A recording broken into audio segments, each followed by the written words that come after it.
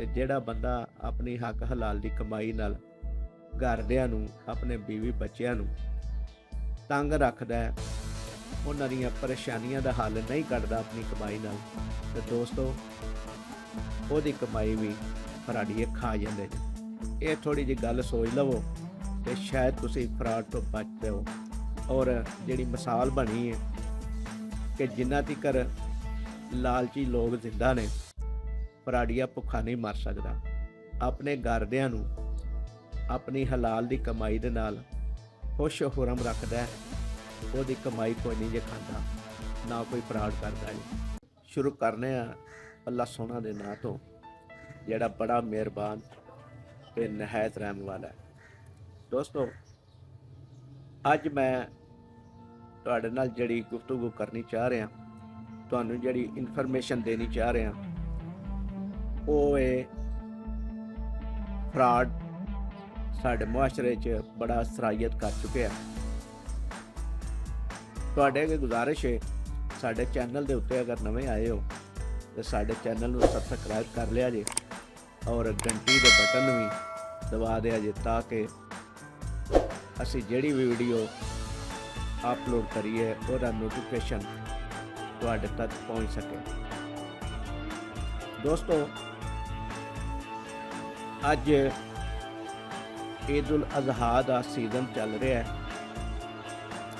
ਔਰ ਹਰ ਬੰਦਾ ਕੋਸ਼ਿਸ਼ ਕਰ ਰਿਹਾ ਹੈ ਕਿ ਮੈਂ ਇਹ ਸੀਜ਼ਨ ਲਾ ਲਵਾਂ, ਲੇਕਿਨ ਜਿਹੜੇ ਕੋਸ਼ਿਸ਼ ਕਰਦੇ ਨੇ ਇਸ ਤਰ੍ਹਾਂ ਕਿ ਘਰ ਬਹਿ ਕੇ ਹੀ ਆਨਲਾਈਨ ਖਰੀਦਦਾਰੀ ਕਰ ਲਈਏ, ਉਹਨਾਂ ਨਾਲ 100% ਫਰਾਡ ਹੋ ਜਾਂਦਾ ਹੈ। ਉਹਦੀ ਵਜ੍ਹਾ ਇਹ ਵੇ ਕਿ ਜਿਸ ਬੰਦੇ ਨਾਲ ਉਹ ਆਨਲਾਈਨ ਕੰਮ ਕਰਦੇ ਨੇ, ਉਹਨੂੰ ਨਾ ਤੇ ਉਹ ਦੇਖ ਰਹੇ ਹੁੰਦੇ ਨੇ, ਨਾ ਹੀ ਉਹਦਾ ਇਹ ਪਤਾ ਹੁੰਦਾ ਹੈ ਕਿ ਉਹ ਜਿਹੜਾ ਸਾਨੂੰ ਐਡਰੈਸ ਦੱਸ ਰਿਹਾ, ਜਿਹੜੀ ਜਗ੍ਹਾ ਦੱਸ ਰਿਹਾ, ਉਹ ਸਹੀ ਦੱਸ ਰਿਹਾ ਜਾਂ ਸੱਚੀ ਦੱਸ ਰਿਹਾ। ਅਮੂਮਨ ਇਸ ਤਰ੍ਹਾਂ ਹੁੰਦਾ ਹੈ ਕਿ ਉਹ ਪੈਸੇ ਤੁਹਾਡੇ ਕੋਲੋਂ ਇਹਦੀ ਪੈਸਾ ਦੇ ਜ਼ਰੀਏ ਜਾਂ ਜਾਇਜ਼ ਕੈਸ਼ ਦੇ ਜ਼ਰੀਏ ਲੈਂਦੇ ਨੇ, ਬੈਂਕ ਦੇ ਜ਼ਰੀਏ ਨਹੀਂ ਲੈਂਦੇ, ਕਿਉਂਕਿ ਅਗਰ ਬੈਂਕ ਦੇ ਜ਼ਰੀਏ ਲੈਣ ਤੇ ਫਿਰ ਉਹਨਾਂ ਦਾ ਫਰਾਡ ਫੜਿਆ ਜਾ ਸਕਦਾ ਹੈ। ਔਰ ਈਜ਼ੀ ਪੈਸਾ ਔਰ ਜਾਇਜ਼ ਕੈਸ਼ ਦੇ ਜ਼ਰੀਏ ਉਹ ਇਸ ਲਈ ਲੈਂਦੇ ਨੇ ਕਿ ਉਹਨਾਂ ਕੋਲ 2 ਨੰਬਰ ID ਕਾਰਡ ਵੀ ਹੁੰਦੇ ਨੇ, ਲੋਕਾਂ ਦੇ ਚੋਰੀ ਕੀਤੇ ਹੋਏ ਜਾਂ ਲੋਕਾਂ ਦੀਆਂ ਫੋਟੋ ਕਾਪੀਆਂ ਚੋਰੀ ਕੀਤੀਆਂ ਹੋਈਆਂ, ਜਿਹੜੀਆਂ ਉਹ ਤੁਹਾਨੂੰ ਭੇਜ ਕੇ ਤੇ ਉਹਨਾਂ ਦੇ ਜ਼ਰੀਏ ਉਹ ਤੁਹਾਨੂੰ ਤਸੱਲੀ ਦੇ ਲੈਂਦੇ ਨੇ, ਔਰ ਤੁਸੀਂ ਇਹ ਸਮਝ ਜਾਂਦੇ ਹੋ ਜਾਂ ਯਕੀਨ ਕਰ ਲੈਂਦੇ ਹੋ ਕਿ ਬੰਦੇ ਨੇ ਆਪਣਾ ID ਕਾਰਡ ਘੱਲ ਦਿੱਤਾ ਹੈ ਤੇ ਹੁਣ ਤਸੱਲੀ ਹੋ ਗਈ ਹੈ, ਜਦਕਿ ਐਸਾ ਨਹੀਂ ਹੁੰਦਾ। ਚੰਦ ਇੱਕ ਮੈਂ ਸੋਸ਼ਲ ਮੀਡੀਆ ਦੇ ਉੱਤੇ ਐਸੀਆਂ ਵੀਡੀਓ ਦੇਖ ਚੁੱਕੇ ਹਾਂ ਕਿ ਜਿਹਦੇ 'ਚ ਬੰਦੇ ਨੇ ID ਕਾਰਡ ਦੇ ਉੱਤੇ ਇਤਬਾਰ ਕਰਕੇ ਰਕਮ ਭੇਜ ਦਿੱਤੀ, ਜਿਹੜਾ ਮਤਲੂਬਾ ਐਡਰੈਸ ਲਿਖਿਆ ਸੀ ਉਸ ਐਡਰੈਸ 'ਤੇ ਜਦੋਂ ਬੰਦਾ ਪਹੁੰਚਿਆ ਉਹ ਬੰਦਾ ਹੈ ਹੀ ਨਹੀਂ ਸੀ, ਕਿਉਂਕਿ ID ਕਾਰਡ ਦੇ ਐਡਰੈਸ ਉੱਤੇ ਪਹੁੰਚਣ ਤੋਂ ਬਾਅਦ ਜਦੋਂ ਉਸ ਬੰਦੇ ਨੇ ਫੋਨ ਦੇ ਉੱਤੇ ਰਾਬਤਾ ਕੀਤਾ ਤੇ ਉਹ ਬੰਦਾ ਮਿਲਣ ਤੋਂ ਇਨਕਾਰੀ ਹੋ ਗਿਆ, ਬਲਕਿ ਇਹ ਹੀ ਕਹਿੰਦਾ ਰਿਹਾ ਕਿ ਜਿਹੜੀ ਤੁਹਾਡੀ ਮਤਲੂਬਾ ਬਕਾਇਆ ਰਕਮ ਹੈ, ਜਿਹੜਾ ਮੇਰਾ ਤੁਹਾਡੇ ਨਾਲ ਸੌਦਾ ਹੋਇਆ, ਉਹ ਮੈਨੂੰ ਦਿਓ ਈਜ਼ੀ ਪੈਸੇ ਦੇ ਜ਼ਰੀਏ ਜਾਂ ਜਾਇਜ਼ ਕੈਸ਼ ਦੇ ਜ਼ਰੀਏ, ਜਿਹੜੇ ਮੈਂ ਤੁਹਾਨੂੰ ਅਕਾਊਂਟ ਨੰਬਰ ਘੱਲੇ ਨੇ, ਤੇ ਫਿਰ ਮੈਂ ਦੁਬਾਰਾ ਤੁਹਾਡੇ ਵਾਸਤੇ ਮਾਲ ਖਰੀਦਾਂਗਾ, ਔਰ ਖਰੀਦ ਕੇ ਜਿਹੜੀ ਜਗ੍ਹਾ 'ਤੇ ਕਹੋਗੇ ਉਹ ਜਗ੍ਹਾ 'ਤੇ ਮੈਂ ਭੇਜ ਦਿਆਂਗਾ।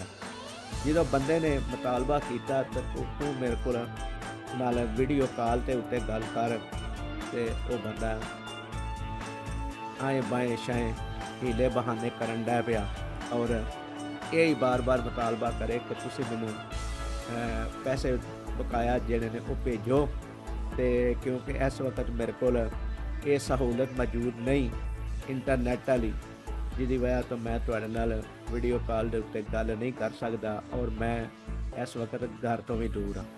ਤੇ ਦੋਸਤੋ ਉਹ ਬੰਦਾ ਬੜਾ ਪਰੇਸ਼ਾਨ ਹੋਇਆ। ਮਤਲੂਬਾ ਜਿਹੜਾ ਉਹਨੂੰ ਮਿਲਿਆ ਸੀ ਆਈਡੀ ਕਾਰਡ, ਉਸ ਬੰਦੇ ਨਾਲ ਵੀ ਉਹਦੀ ਮੁਲਾਕਾਤ ਹੋਈ, ਉਸ ਵੀਡੀਓ 'ਚ ਮੈਂ ਦੇਖਿਆ, ਤੇ ਲੇਕਿਨ ਮਸਲੇ ਦਾ ਕੋਈ ਹੱਲ ਨਾ ਨਿਕਲ ਸਕਿਆ। ਬੰਦਾ ਪਰੇਸ਼ਾਨ ਰਿਹਾ, 2-2.5 ਲੱਖ ਰੁਪਈਆ ਆਪਣਾ ਵੀ ਜ਼ਾਇਆ ਕਰ ਦਿੱਤਾ। ਲਾਲਚ 'ਚ ਆ ਕੇ ਜਿਹੜੀ ਕੋਈ ਜਮ੍ਹਾਂ ਪੂੰਜੀ ਹੈ ਸੀ ਉਹ ਵੀ ਫਰਾਡੀਆਂ ਦੇ ਹੱਥੋਂ ਲੁਟਾ ਦਿੱਤਾ। ਤੇ ਦੋਸਤੋ, ਜਦੋਂ ਤੁਹਾਨੂੰ ਕੋਈ ਬੰਦਾ ਲਾਲਚ ਦਿੰਦਾ ਹੈ, ਸਸਤੇ ਰੇਟ ਦਿੰਦਾ ਹੈ, ਤੇ ਤੁਹਾਨੂੰ ਤਹਿਕੀਕ ਕਰਨੀ ਚਾਹੀਦੀ ਹੈ, ਤੁਹਾਨੂੰ ਸੋਚਣਾ ਚਾਹੀਦਾ ਹੈ ਕਿ ਮੈਨੂੰ ਅਗਰ ਬੰਦਾ ਇੱਕ ਚੀਜ਼ 20 ਰੁਪਏ ਵਾਲੀ ਹੈ ਤੇ 10 ਰੁਪਏ ਦੀ ਦੇ ਰਿਹਾ, ਤੇ ਉਹ ਕਿਉਂ ਦੇ ਰਿਹਾ?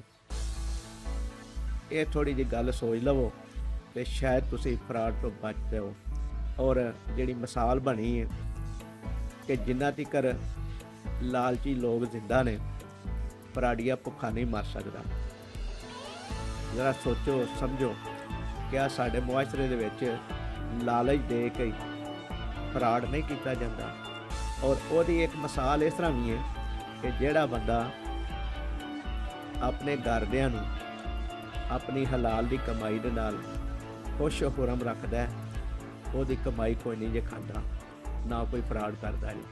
ਤੇ ਜਿਹੜਾ ਬੰਦਾ ਆਪਣੀ ਹੱਕ ਹਲਾਲ ਦੀ ਕਮਾਈ ਨਾਲ ਘਰਦਿਆਂ ਨੂੰ, ਆਪਣੇ ਬੀਵੀ ਬੱਚਿਆਂ ਨੂੰ ਤੰਗ ਰੱਖਦਾ, ਉਹਨਾਂ ਦੀਆਂ ਪਰੇਸ਼ਾਨੀਆਂ ਦਾ ਹੱਲ ਨਹੀਂ ਕੱਢਦਾ ਆਪਣੀ ਕਮਾਈ ਨਾਲ, ਤੇ ਦੋਸਤੋ ਉਹਦੀ ਕਮਾਈ ਵੀ ਫਰਾਡੀਏ ਖਾ ਜਾਂਦੇ ਨੇ। ਅੱਲਾਹ ਤਾਲਾ ਸਾਨੂੰ ਤੁਹਾਨੂੰ ਅਮਲ ਦੀ ਤੌਫੀਕ ਦੇਵੇ ਔਰ ਫਰਾਡੀਆਂ ਤੋਂ ਬਚਣ ਦੀ ਵੀ ਤੌਫੀਕ ਦੇਵੇ, ਔਰ ਅੱਲਾਹ ਤਾਲਾ ਸਾਨੂੰ ਆਪਣੇ ਘਰਦਿਆਂ ਦੇ ਨਾਲ ਅੱਛਾ ਤਾਵਨ ਕਰਨ ਦੀ, ਘਰਦਿਆਂ ਨੂੰ ਖੁਸ਼ ਰੱਖਣ ਦੀ ਵੀ ਤੌਫੀਕ ਦੇਵੇ। ਜਿਉਂਦੇ ਰਹੋ, ਵਾਸਤੇ ਰਹੋ, ਆਪਣੀ ਫੈਮਿਲੀ ਦਾ ਬੜਾ ਸਾਰਾ ਖਿਆਲ ਰੱਖਿਆ ਜੇ। ਅੱਲਾਹ ਦੀ ਜ਼ਬਾਨ।